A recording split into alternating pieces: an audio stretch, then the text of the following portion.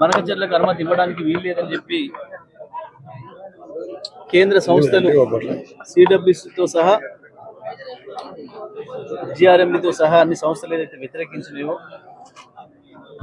దాని పేరు మార్చి దొంగతనంగా మళ్ళీ నల్లమల సాగర్ అనే పేరు మీద మోసం చేయడానికి చంద్రబాబు నాయుడు ప్రయత్నం చేస్తున్నాడు. అది తెలంగాణ ముఖ్యమంత్రితోని జరిగిన చీకటి ఒప్పందంలో భాగంగానే ఈ ప్లాన్ చేస్తున్నారు ఇద్దరు కూడా. నల్లమల సాగర్ అయినా బనకచెర్లైనా ఒకటే, దానికి ఏ పేరు పెట్టినా జరిగేది నీళ్ళ దోపిడే, తెలంగాణ హక్కుల దోపిడే. ఇందులో రాష్ట్ర ప్రభుత్వం ముఖ్యమంత్రి వాళ్ళ రాజకీయ అవసరాల కొరకు, మోడీ గారి ఆశీస్సుల కొరకు చంద్రబాబు నాయుడు గారిని సంతృప్తిపరచడానికి నదుల నీళ్లను వారికి అప్పచెప్పే ప్రయత్నం చేస్తున్నారు.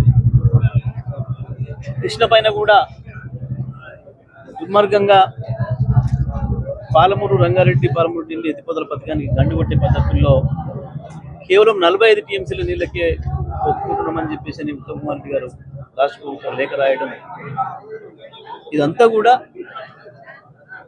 కేవలం వాళ్ళ రాజకీయ అవసరాల కొరకు, చంద్రబాబు నాయుడు గారిని కాకాపట్టడం కొరకు, వీళ్ళ దొంగ వేషాలు, వీళ్ళ కమిషన్ల దందాలు, వీళ్ళ డబ్బుల సంపాదనను బయటకు పెట్టకుండా, మోడీ గారు వీళ్ళపై దృష్టి పెట్టకుండా ఉండడం కొరకే ఈ పని చేస్తున్నారు.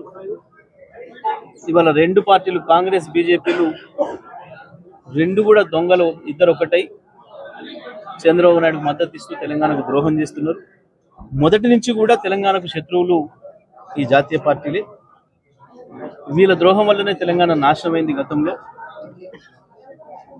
ఇవాళ మళ్ళీ ఒక్కసారి చంద్రబాబు నాయుడు గారి కుట్రలకు బలయ్యే పరిస్థితి వచ్చింది.